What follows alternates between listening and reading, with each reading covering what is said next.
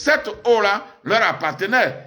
Alors vous, nos frères étrangers que vous battez, arrêtez, parce que c'est leur eau. Il faut négocier avec eux.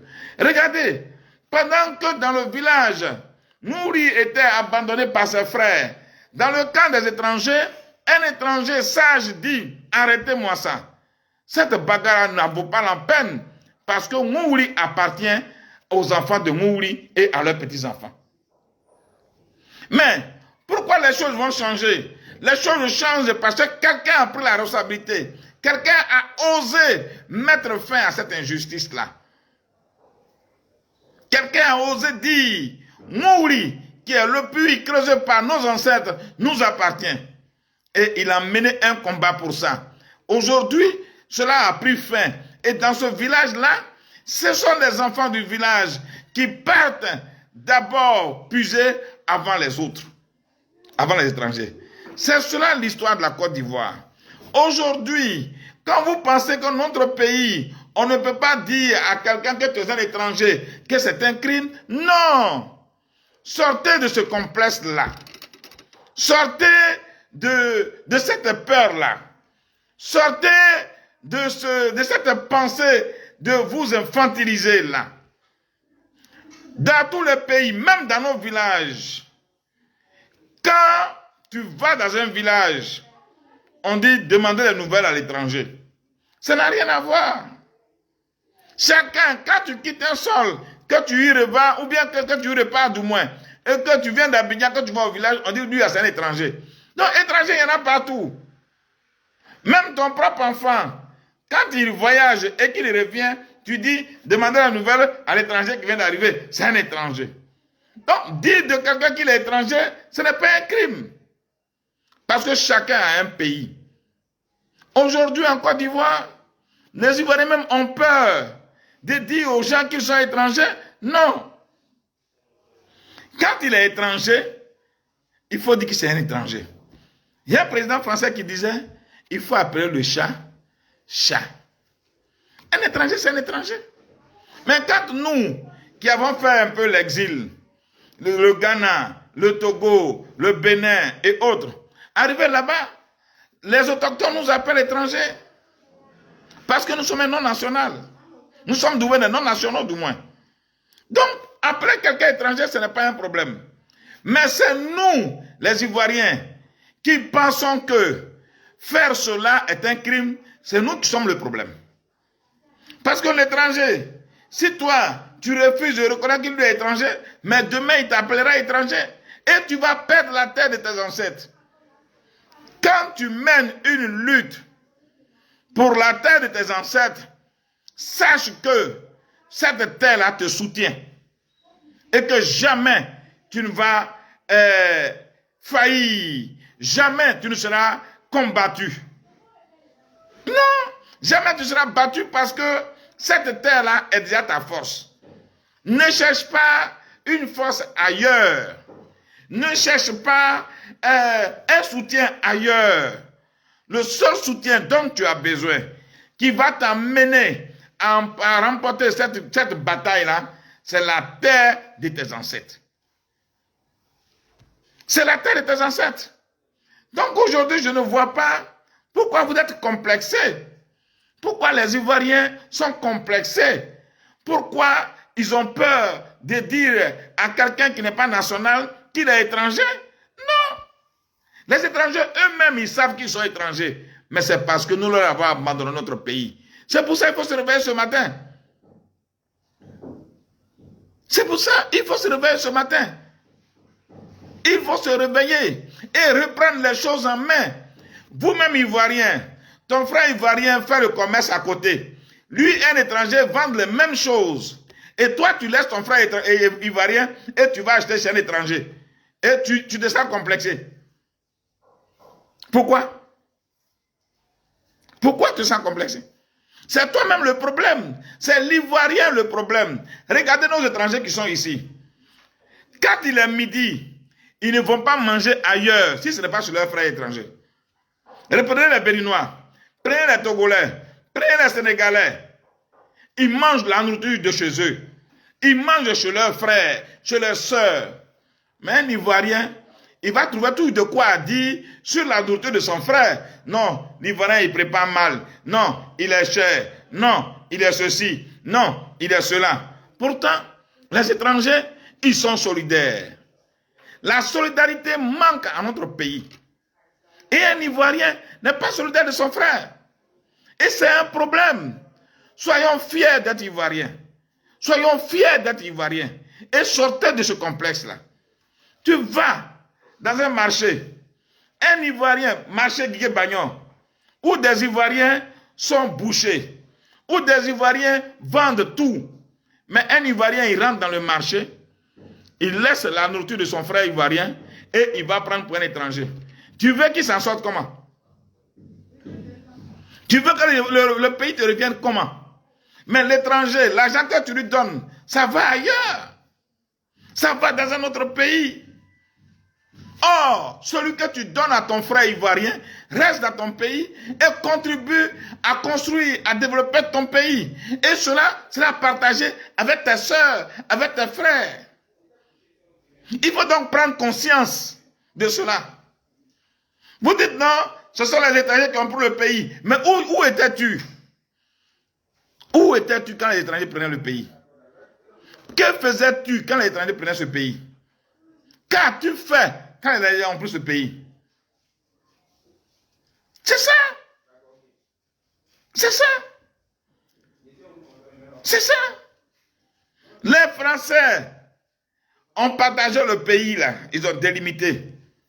On dit, ici c'est la Côte d'Ivoire, ici c'est le Burkina, ici c'est le Mali, ici c'est... C'est pas nous qui avons délimité. Mais dans chaque pays, les citoyens ont un avantage. Dans chaque pays, les citoyens ont un avantage. Regardez, je vais en Tunisie par exemple, un pays où je suis allé pour des soins. Pour acheter une maison en Tunisie, il faut que tu sois marié à une Tunisienne. Pour réaliser, pour poser une entreprise en Tunisie, il faut que ton associé soit tunisien et il faut qu'il soit majoritaire. Pour faire l'école de la médecine à l'université de Tunisie, il faut être tunisien 100%. Il y a des règles dans tous les pays. Il y a des règles dans tous les pays. Mais en Côte d'Ivoire, toutes les entreprises appartiennent aux étrangers. Aucun Ivoirien n'est actionnaire. Aucun Ivoirien.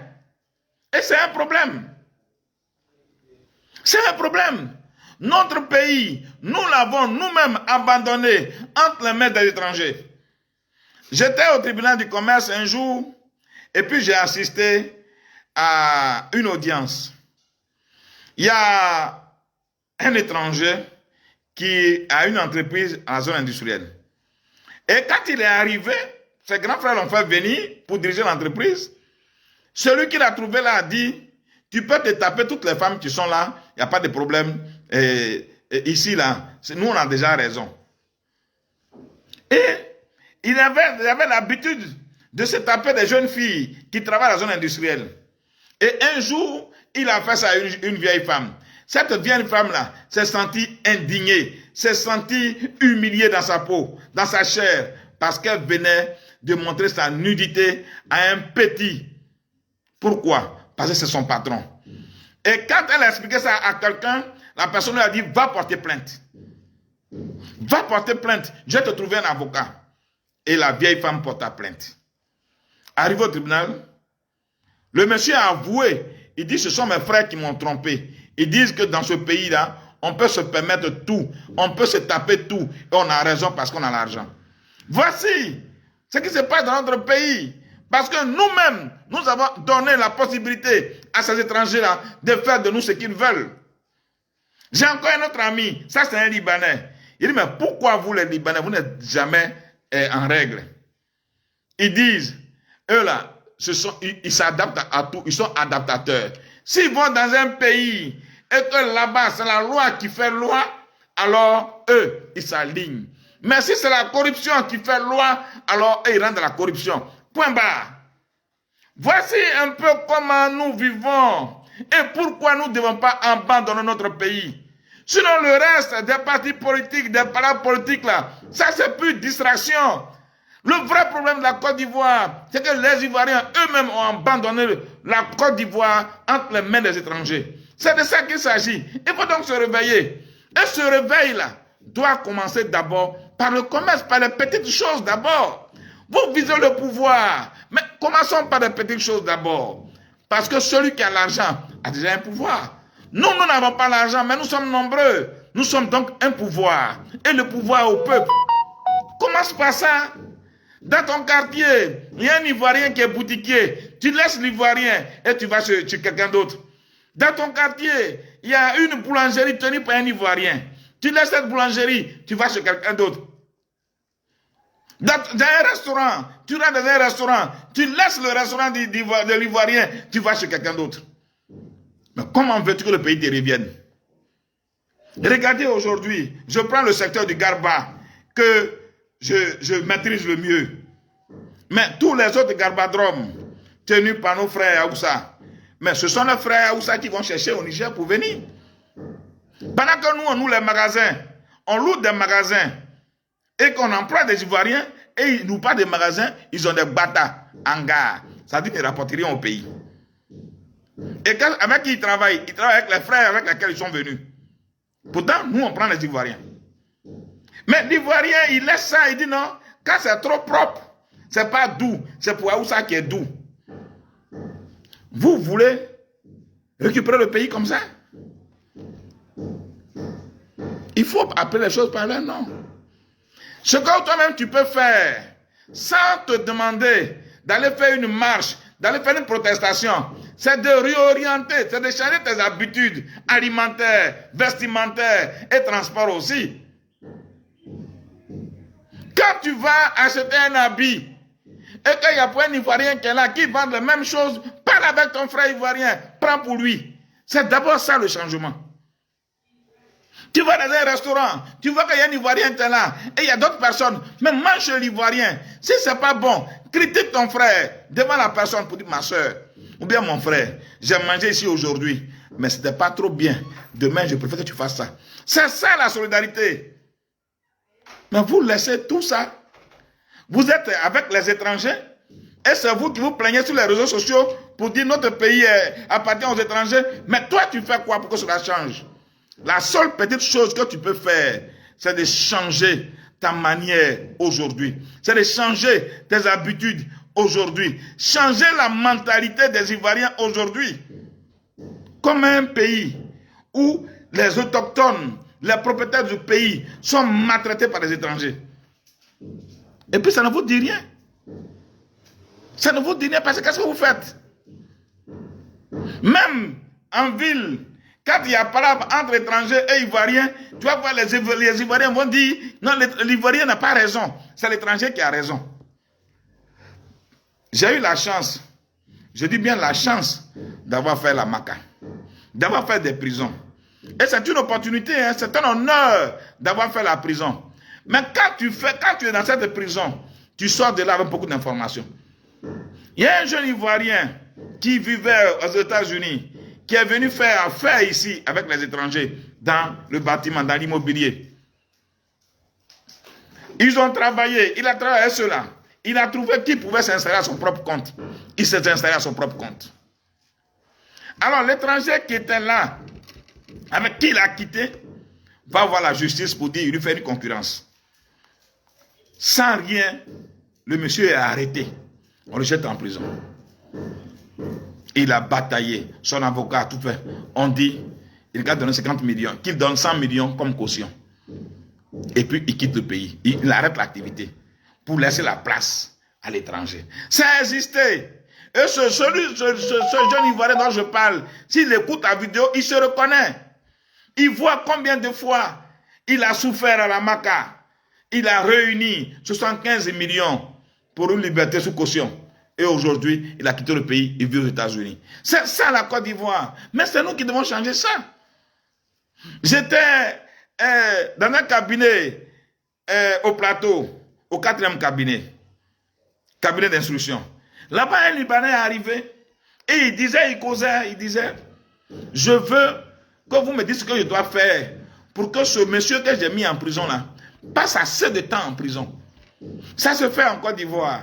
Il s'agit des Ivoiriens. Chers Ivoiriens, Si on a toujours peur de parler et qu'on a toujours peur de défendre nos droits, nos intérêts, ce qui nous revient de droit, nous n'allons pas avoir peur de disparaître un matin sur le sol, le territoire de nos deux ancêtres. Il faut donc prendre conscience. Et la prise de conscience commence dans les petites choses. Dans les petites choses, tu arrêtes un taxi. Tu arrêtes un taxi si tu constates que ce n'est pas un Ivoirien qui est chauffeur. Laisse-le. Prends un autre taxi où un Ivoirien est chauffeur. Parce que rien ne nous appartient. Le transport, ce sont les étrangers. Le commerce, ce sont les étrangers. Les entreprises, ce sont les étrangers. Tout, même là où nos soeurs vont se débrouiller, la prostitution, ce sont encore les étrangers qui sont là-bas. Il y a quoi? Et avec ça, c'est sur les réseaux sociaux, sous le poste des gens, vous allez venir parler de non, dans ce pays-là, est-ce qu'on peut être fier d'être ivoirien? Il faut être fier. Parce que l'enfant, les enfants et les petits-enfants de Mououli, quand ce concerne l'histoire que je viens de raconter, il a fallu que quelqu'un se décide. Alors je vous attire donc votre conscience. S'il y a quelqu'un qui doit prendre le devant de cette lutte, je suis là.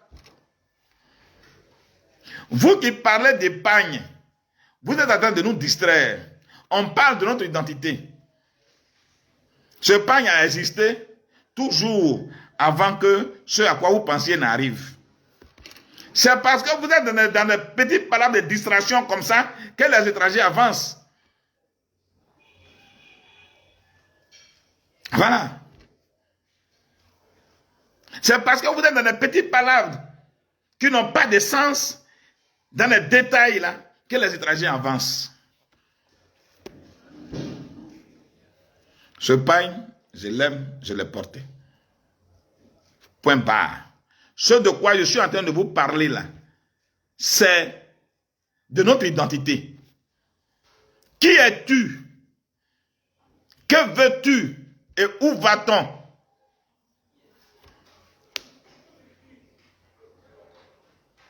Qui es-tu? Et où vas-tu? C'est de ça qu'il s'agit. Il faut être fier d'être ivoirien.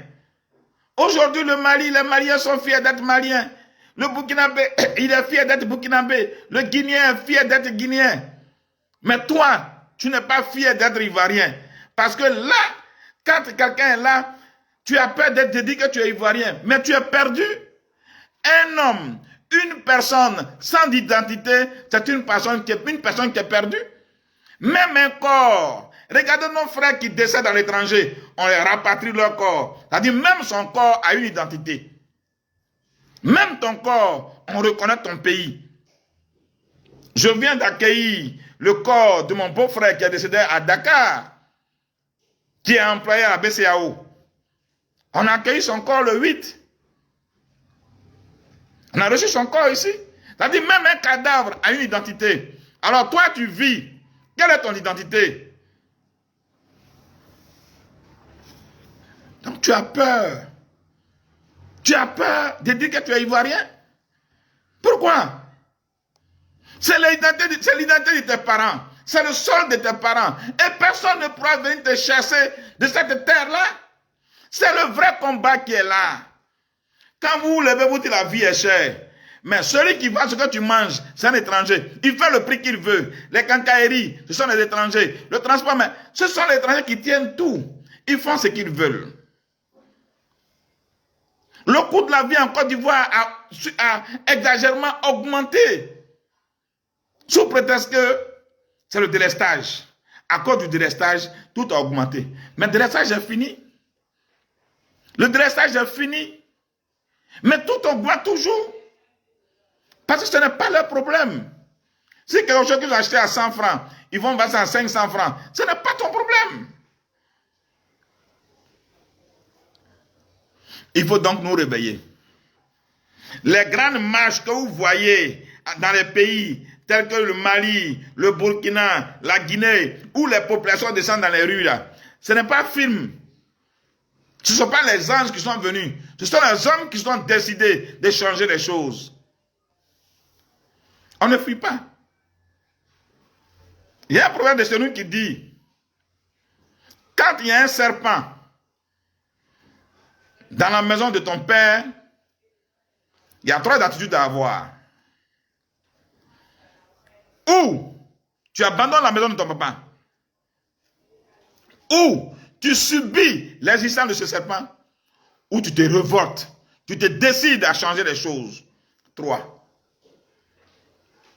C'est pour ça que je ne suis pas d'accord avec les jeunes qui quittent la Côte d'Ivoire, qui vont s'offrir en holocauste, à l'océan, parce qu'en Côte d'Ivoire c'est dur. Non! On ne vit pas quelque part parce que ce n'est pas dur. C'est parce que c'est dur qu'il faut y vivre pour changer les choses. Sinon nous autres, on serait encore en exil. On serait partis en Europe, comme tout le monde. Non, mais et tes enfants, et tes parents, il faut changer la situation. Et ce sont des personnes courageuses, indignées, décidées de changer les choses, qui changent les choses. Mais on n'abandonne pas parce que c'est dur. Non. Sinon nous autres, on aurait abandonné la lutte. Parce que moi que vous voyez, je n'ai pas connu Laurent Gbagbo quand il était président de la République. Pourtant nous sommes de la même région. Je ne l'ai jamais vu, jamais salué. Pendant 10 ans, il était président de la République. Jamais. Je ne connais pas chez lui. Mais quand il est tombé, quand, comment on appelle, la rébellion s'est déclenchée, je me suis mis du côté de la légalité et du droit. Mais quand il a été arrêté et déporté, pendant 10 ans, je me suis opposé. Pendant 10 ans, j'ai dit non, j'ai dénoncé cette injustice. Pourtant, je ne l'ai jamais connu. Pourtant, je ne l'ai jamais connu. Parce que les gens pensent que nous qui avons pris faire cause pour Laurent Gbagbo en son temps, parce qu'il était en prison, non. Nous avons pris faire cause pour le côté faible, pour les opprimés, pour la justice. Sinon, moi, je ne l'ai jamais connu. Pour certains qui pensent que non, Samba, il est aigri parce qu'il mangeait avec le pouvoir. Gbagbo a fait 10 ans de pouvoir. Moi, je ne l'ai jamais connu. Je ne l'ai jamais rencontré, je ne l'ai jamais salué. Mais après sa chute, c'est nous qui avons dit non. Non à l'injustice. Donc on a toujours défendu l'injustice. On a toujours défendu la justice. On s'est toujours dressé contre l'injustice. Voilà. Donc voilà. Donc il y a cette conscience-là. Il faut rééduquer les Ivoiriens. Il faut comprendre. On ne défend pas quelqu'un parce que c'est ton frère. Il faut défendre ce qui est juste. Moi, il y a des fois quand j'arrête un taxi, je dis, tu es étranger? S'il dit oui, il faut partir. Parce que ce sont eux qui sont les plus impolis. Les taximètres impolis, là, ce sont les étrangers. Ils sont très impolis, très arrogants. Ils n'ont pas la considération de nos policiers. Ce qui s'est passé sur l'autoroute, sur la route, où un policier s'est accroché sur un taxi, c'est un étranger qui fait ça. Ce sont les Libanais qui ont giflé nos policiers. Ils n'ont pas le respect de notre autorité. Ils n'ont pas le respect de notre drapeau. Pourtant, on ne peut pas faire ça dans leur pays. On ne peut pas faire ça dans leur pays. Ivoiriens, réveillons-nous. Réveillons-nous. Dans tous les pays, il y a des règles. Il y a des règles. Et des citoyens bénéficient de l'avantage de la citoyenneté. Mais en Côte d'Ivoire, non. L'étranger est roi.